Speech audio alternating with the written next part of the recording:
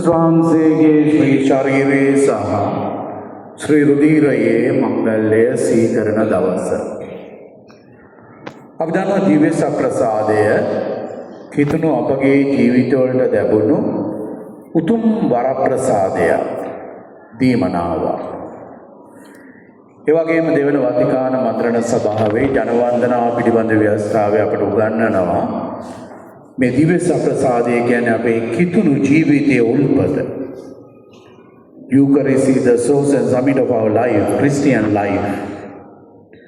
එනිසා දිව්‍ය සප්‍රසාද වහන්සේ අපේ ජීවිතයට ආශිර්වාදයක්, ඒ වගේම වරප්‍රසාදයක්. දිව්‍ය සප්‍රසාද වහන්සේ තුලින් තමයි අපගේ ජීවිතවල අධ්‍යාත්මික පෝෂණය අපි ගොඩක් ලබන්නේ. මුළුමනින්ම අපේ ජීවිත පවතින්නේ දිව්‍ය සප්‍රසාද වහන්සේ තුල.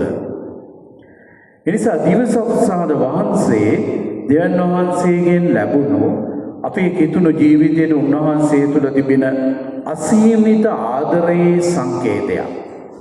ආදරය අසීමිතයි දෙවියන් වහන්සේගේ. ඒ අසීමිත ආදරයේ සංකේතය තමයි දිව්‍ය සප්‍රසාදයකට හේතුව. දිව්‍ය සප්‍රසාද වහන්සේ ජීවමානව අප තුල වැඩ සිටිනවා, අප සමග ඉන්නවා. අනේ නිසා දෙවියන් වහන්සේගේ ආදරය, ආරක්ෂාව, රැකවරණය, පෝෂණය ලබන්නට තමයි අපි මේ දේවස්ථානයක් තුලට ඇවිල්ලා දිව්‍ය සප්‍රසාද වහන්සේ ඉදිරිපිට වැඳ වැටිලා යාඥා කරන්නේ. கிறிஸ்டியன் பிரியமான சகோதர சகோதரிகளே, இன்றைய நாளிலே திருச்சபையானது திவ்ய நற்கருணை பெருவிழாவை கொண்டாடுகின்றது. நற்கருணை எமக்கு கிடைக்க உன்னதமான பரிசாகும், வரப்பிரசாதமாகும். இறைவனின் அளவு கடைந்த அன்பின் அடையாளமே திவ்ய நற்கருணையாகும். திவ்ய நற்கருணை மூலம் கிறிஸ்து ஆண்டவர் உயிருடன் பிரசன்னமாயிருக்கிறார். අද පළවෙනි කියවීම අපට දිවිදිය නීති සංග්‍රහ පොතේ මතක් කර දෙනවා. ක්‍රිස්තුස් වහන්සේ, මේ දෙවියන් වහන්සේ අපි තුල වැඩවසන ආකාරය දිවිදිය නීති සංග්‍රහය පොතේ පෙන්වා දෙනවා. මේ තෝරාගත් ජනතාව දෙවියන් වහන්සේ අරන් යද්දී ඒ අයව පරීක්ෂා කරනවා. කිතුණු අපිව, මිනිස් ජනතාව දෙවියන් වහන්සේ විවිධාකාරයෙන් පරීක්ෂා කරනවා. අපේ විශ්වාසය, අපිට කියන්න පුළුවන් අපිට කිතුණු විශ්වාසයේ තියෙන ඇදහිල්ල තියෙනවා. අපේ විශ්වාසය කොච්චරද කියලා අපි හැම දවසකම කියනවා වගේ මෙච්චර අධිගයි, මෙච්චර කුසයි, මෙච්චර පළල අපිට විශ්වාසය ගැන කියන්න බෑ. නමුත් විශ්වාසය මනින මිම්ම තමයි දෙවියන් වහන්සේ අපිට එවන පාප පරීක්ෂාවන්. අපි දන්න මේ තෝරාගත් ජනතාව පාලු කරේ යද්දී, වනාන්තරයේ යද්දී ඒ අය හිතුවා මේ දෙවියන් වහන්සේ අපි වරන් යනවා බොහොම සුඛිත මුදිත ප්‍රදේශයකට, හැම දෙයක්ම ලැබෙනවා කියලා. නමුත් මේ ජනතාව අත්දැක්කා පිපාසය. මේ ජනතාව අත්දැක්කා සාගින්න. මේ අය දැක්කා මේ කාන්තාරේ යන විට මේ අයට කිසි දෙයක් නැහැ කියලා මේ අය හිතුවා. දෙවියන් වහන්සේ මේ අයව පරීක්ෂා කරා. මේ අය කෙඳුරුවා. දෙවියන් වහන්සේට දෝෂාරෝපණය කරා. අපි කිතුණු ජීවිතයේ අපේ බොහෝ වෙලාවට හැම දෙයක්ම ලැබෙද්දී අපිට හොඳයි. වරදිනකොට අපි දෙවියන් වහන්සේ කොහෙද කියලා අපෙන් අහගන්නවා. නමුත් දෙවියන් වහන්සේ අපේ විශ්වාසය උරගා බලන අවස්ථාවක් තමයි අපේ ජීවිතවල අපිට ලැබෙන පාප පරීක්ෂාවන්. නමුත් දෙවියන් වහන්සේ කිසිම මොහොතක මනුෂ්‍ය අපිව අතහරින්නේ නැහැ. උන්වහන්සේගේ ආදරය, කරුණාව පෙන්වනවා. අපි මොනතරම් මනුෂ්‍යයන් වශයෙන් අපි වැරදි කරත්, පාප පරීක්ෂාවට වැටුණත්, දෙවියන් වහන්සේගෙන් ඈත් වුණත්, දෙවියන් වහන්සේ කිසිම මොහොතක අපිව අතහරින්නේ නැහැ. අනේ නිසා තමයි දිවිදිය නීති සංග්‍රහය පොතේ අපිට මතක් කරනවාද මේ පාඩු කරේ යද්දී පවා දෙවියන් වහන්සේ ජනතාව ආරක්ෂා කරා. ගල් පර්වතයකින් බීමට ජලය දුන්නා. අහසින් මන්නාය වූවා. අපි දෙවියන් වහන්සේ කෙරේ විශ්වාසය තබන් ජීවත් වෙන කිසිම මොහොතක උන්වහන්සේ අපිව අතහරින්නේ නැහැ. අවශ්‍ය අපිට පාප පරීක්ෂාවේ ජීවිත අභියෝගේ අමාරුකම්මේ ආර්ථික ප්‍රශ්නේ අපි ප්‍රශ්න තියෙන වෙලාවට විතරක් නෙමෙයි දෙවියන් වහන්සේ වදාන්න ඕනේ. අපි දෙවියන් වහන්සේ කෙරෙහි පමණ විශ්වාසය තියාගෙන ජීවත් වෙන වෙලෙට දෙවියන් වහන්සේ අපිව අතහරින්නේ නැහැ. ඒ නිසා අපි කරන යාඥාව, අපි දිව්‍ය පූජාවල සහභාගී වීම, අපි කරන හැම භක්ති අභ්‍යාස මේ තුලින් හිතන්න එපා අපි යාඥා කරොත් අපි හැමෙරිදම පල්ලිය ආවොත් පූජාවට ආවොත් අපිට ප්‍රශ්න නැහැ, ලෙඩ නැහැ, අමාරුකම් නැහැ, අභියෝග නැහැ, එහෙම එකක් නැහැ. අපි ආගම අදහන විටත් දෙවියන් සමග ඉන්න විටත් අපේ ජීවිතේ විවිධාකාර පරීක්ෂාවන් එනවා. අන්න එතන තමයි විශ්වාසය. අපි දෙවියන් වහන්සේ මොහොතේදී අතහරින්න නරකයි. අපිට මොන පාප පරීක්ෂාවක් ජීවිතේ අමාරුකම් ආවත් දෙවියන් වහන්සේ ඉන්නවා. අපිට වෙන්නේ අපි මිනිස්සු අපි පාප පරීක්ෂාවන් තුළ වැටෙනවා. සමහරක් වෙලාවට අපේ මිල මුදල්, අපේ බලය, අපිට ධනය, අපිට දේවල් ලැබෙද්දී අද ද්විතීයි නීති සංග්‍රහයේ පොතේ පෙන්නන මිනිස්සු ඔළුව දුම්මා ගන්නවා. මිනිස්සු හිතනවා මට විතරයි පුළුවන් කරන්න. මට බලය තියෙනවා. මට මුදල තියෙනවා. මට කරන්න පුළුවන්. අපිට හැම මොහොතකම බලය, මුදල හැම දෙයකටම වඩා දෙයක් කරන්න පුළුවන් වෙන්නේ දේව විශ්වාසය මත පමණයි. අද මේ සමාජයේ මුදලට කරන්න බැරි, බලයට කරන්න බැරි ගොඩාක් දේවල් තියෙනවා. නමුත් මේ සියල්ලක්ම දෙවියන් වහන්සේ ඉදිරියේ අපිට හැම දෙයක්ම උන්වහන්සේගෙන් ලබා ගන්න පුළුවන්. கிறிஸ்டின் பிரிவான சகோதர சகோதரரே, இன்றைய முதல் வாசகத்தின் மூலம் இறைவன் எம் எல்லோரையும் சோதிப்பதை பற்றி விளக்குகிறது. எமது சிந்தனைகளை இறைவன் சோதிக்கிறார். எமக்கு நல்ல வாழ்வை, வரப்பிரசாதமிக்க வாழ்வை கொடுப்பது அவருடைய கட்டளைகளை கடைபிடிப்பதற்கு. இருப்பினும் ஒருபோதும் அவர் எம்மை கைவிடவில்லை. முதல் வாசகத்தில் குறிப்பிடுவது போல பாலை வனத்தில் பயணிக்கும் போதும் கற்பாறையில் இருந்து தண்ணீர் கொடுத்தார், மன்னாவை பொழிந்தார். இருப்பினும் ஆயால் எமக்கு எவ்வாறான பாவ சோதனைகள் ஏற்பட்டாலும் இறைவனை கைவிட வேண்டாம். கிறிஸ்துமாந்திர මාපියාදර සහෝදර සහෝදරයනි, අද දෙවන කියවීම තුළ අපට ශ්‍රෝ පවුලතුමා කොරින්තිවරුන්ට ලියන ලද පළවෙනි හසුනේ පෙන්වා දෙනවා අපි සියලු දෙනාම එකම භෝජනයකට සහභාගී වෙන්නේ. අපි සියලු දෙනාම දිනපතා අපි සිදු කරන දිව්‍ය භෝජනයේදී, මේ අපි සිදු කරන දිව්‍ය අභිරහස් කිරීමේදී අපි සියලු දෙනාම එකම පූපයක් වළඳන්නේ, එකම රුධිරයක් පානය කරන්නේ, මේ එකම රොටියක්ගෙන ක්‍රිස්තුස් වහන්සේගේ ශී ශරීරය බවට පත් කරලා අපි මේ සහභාගී වෙන්නේ එකම දිව්‍ය යාගයට. අද මේ ජනතාවක් ලෙස අපි දිව්‍ය පූජාවකට සහභාගී වෙද්දී සිංහල වෙන්න පුළුවන්, දමිළ වෙන්න පුළුවන්, උස් ભેද පහත් ભેද තියෙන්න පුළුවන්, දුප්පත් පොහොසත් වෙන්න පුළුවන්, මහලු වැඩිහිටි බාල තරුණ ළමයි වෙන්න පුළුවන්.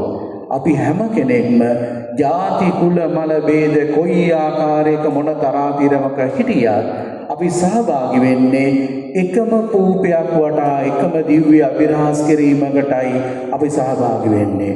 සුදු පහවලුදම අපිට මතක් කරනවා අපි එකම ශරීරයක් වළඳන්නේ, එකම ක්‍රිස්තුස් වහන්සේව අදහන්නේ, එකම දෙවියන් වහන්සේව අපි විශ්වාස කරන්නේ, එකම ක්‍රිස්තුස් වහන්සේව අපි කඩාගෙන බෙදාගෙන භෝජනය කරගෙන අනුභව කරන්නේ.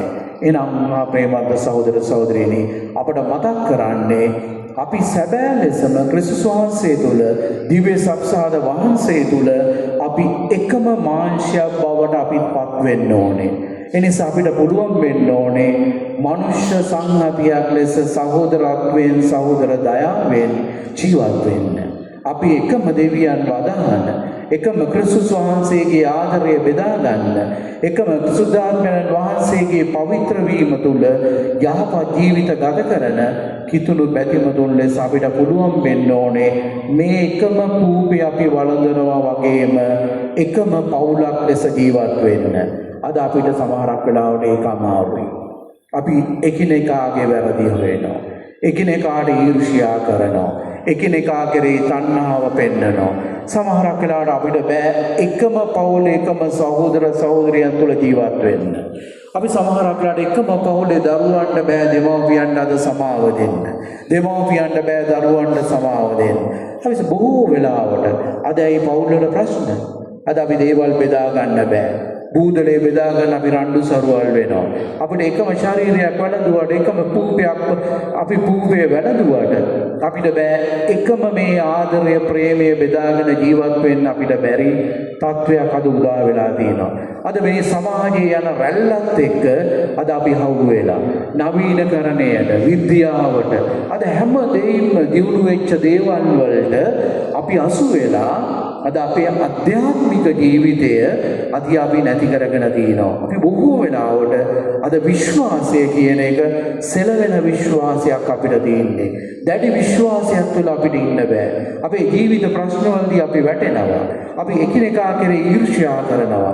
මේවා තුළ අද අපි මේ ලෝකයේ වෙනස් වෙන විද්‍යාවත් එක්ක අපේ ජීවිතය වෙනස් කරගෙන නමුත් අපේ අධ්‍යාත්මය වෙනස් වෙලා නැහැ. අපි අධ්‍යාත්මය තුළ පිරිහීමක් අත්දකින්නේ.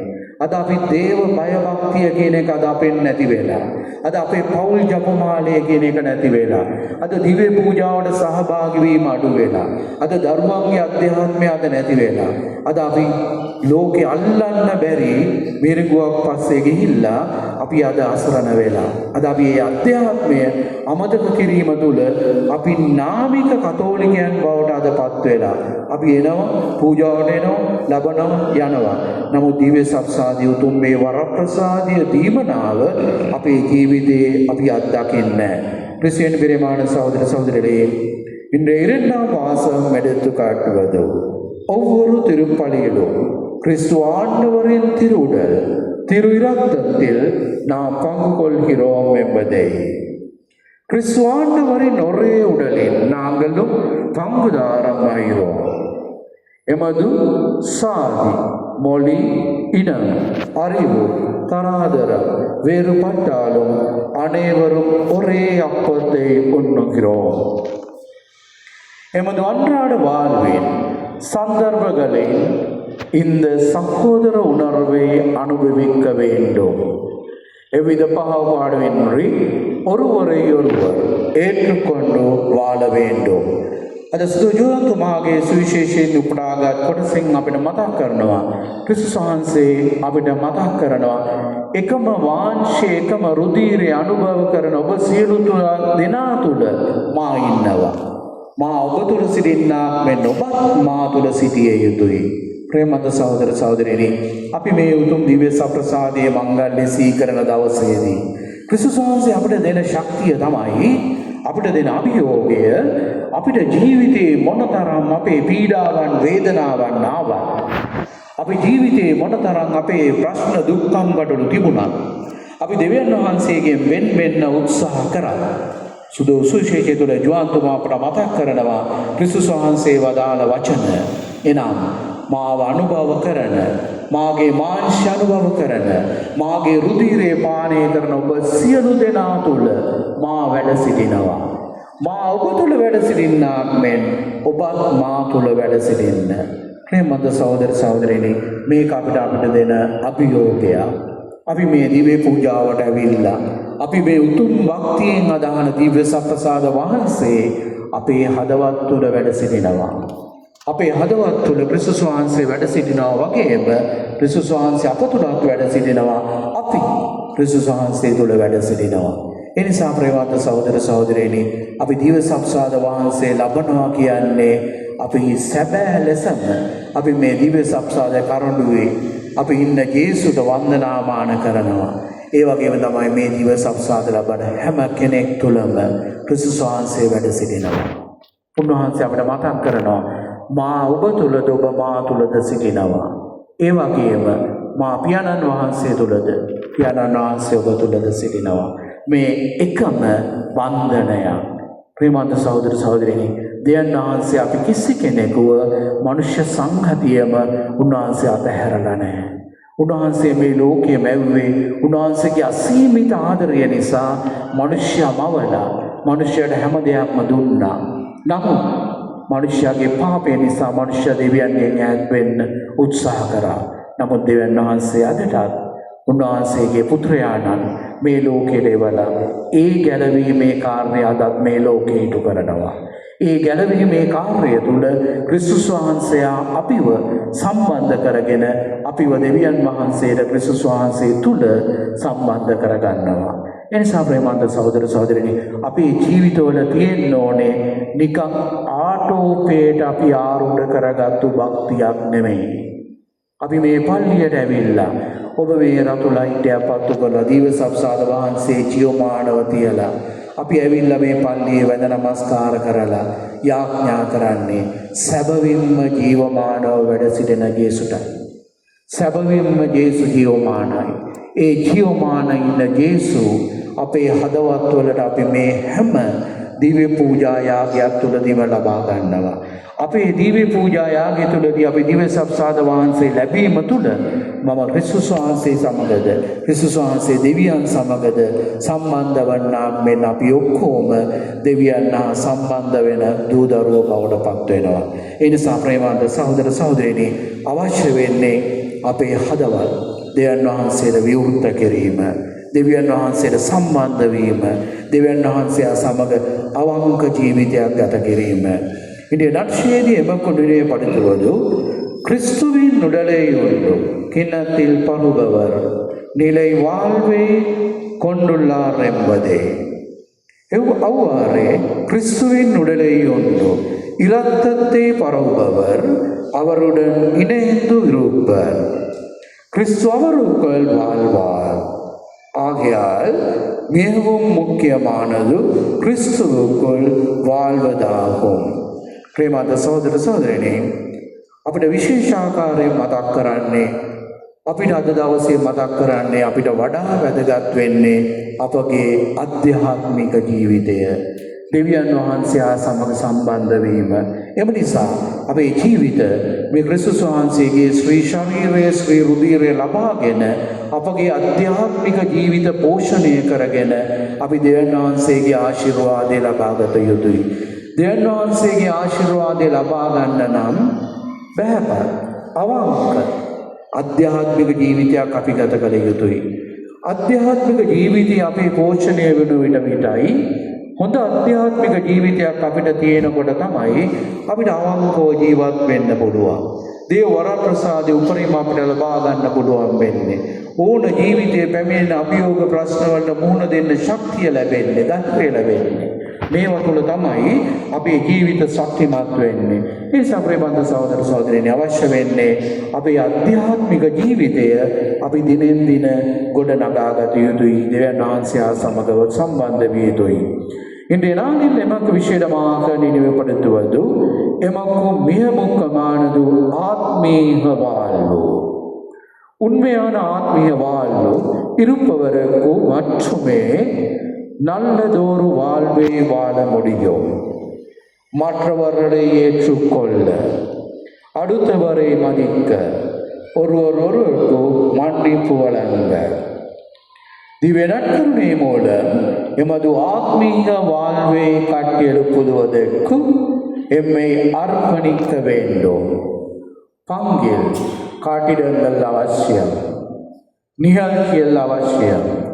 இருப்பினும் திவ்ய நற்கருணை மூலம் மனிதனின் ஆத்மீக வாழ்வு கட்டியெழுப்புதல் அத்தியாவசியம்.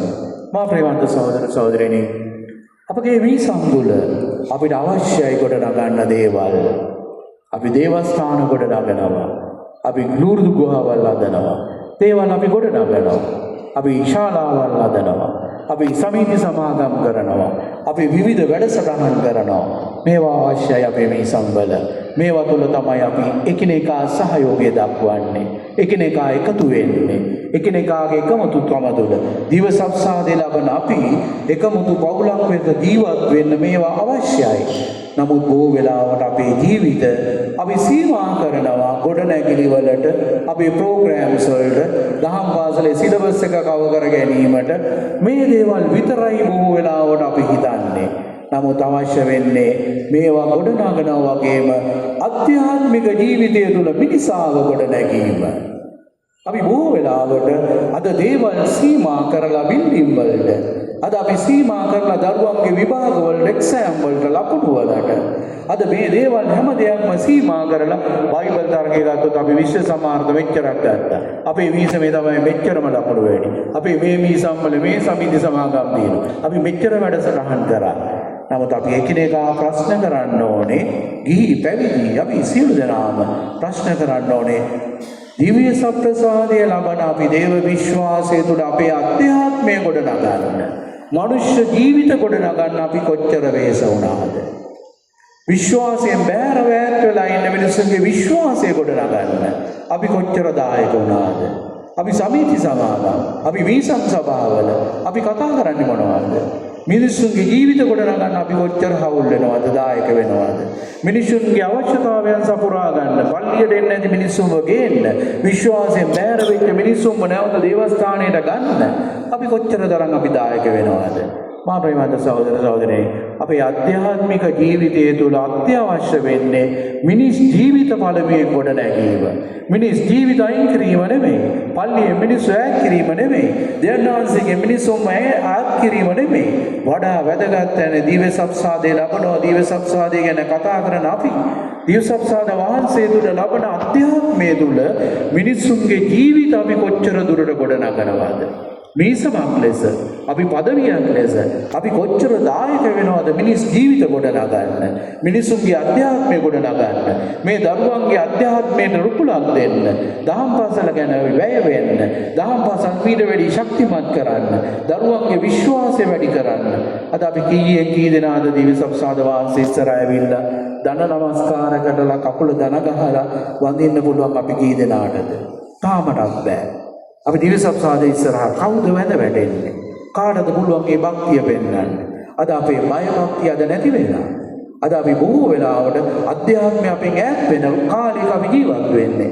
ඒ නිසා ප්‍රේමවත් සහෝදර සහෝදරියනි, මේ දිව්‍ය සප්‍රසාදයේ සහ ක්‍රිස්තුසාගේ ශ්‍රී ශරීරයේ ශ්‍රී රුධිරයේ මංගල්‍ය සීල් කරන දවසේ අපි අභියෝගයක් කරගන්න ඕනේ මේවා. අපි අධ්‍යාත්මයක් ගොඩනගන්නේ කොහොමද? දිව්‍ය සප්‍රසාදය තුළ අපි අධ්‍යාත්මිකව පෝෂණය වෙන්නේ කොහොමද?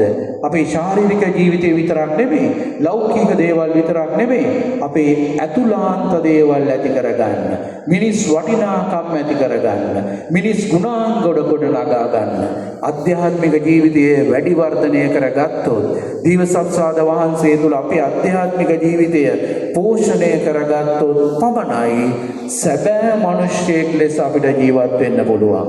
අර සුදෝ කාලෝ ඇකිඩුස්තුමා කිව්වා, Eucharist is the highway to God.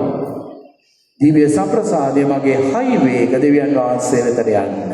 ඒ නිසා දිව්‍ය සප්‍රසාදය කියන්නේ උතුම් දෙයක්, දෙවියන් වහන්සේ වෙතට යන මාර්ගය, දෙවියන් වහන්සේගේ ආශිර්වාදය බහුලව දානය කරන උතුම් සක්‍රමේන්තුවක්. ඒ නිසා ප්‍රේමවත් සහෝදර සහෝදරියනි, දිව්‍ය සප්‍රසාද මංගල්‍යය අද දිනේට පමණක් සීමා කරන්න එපා. ජීවිතේ හැමදාම දිව්‍ය සප්‍රසාදය තුළ අධ්‍යාත්මිකව පෝෂණය වෙන්න උත්සාහ කරන්න. ඔබේ ජීවිතවල තිබෙන දුක් අමාරුකම්, ප්‍රශ්න, ගැටලු, අභියෝගවලට දෙවියන් වහන්සේ ක්‍රිස්තුස් වහන්සේ තුළින් අපිට වරප්‍රසාද දානය කරනවා. ඒ වරම් ඉල්ලලා අපි ආඥා කරමු.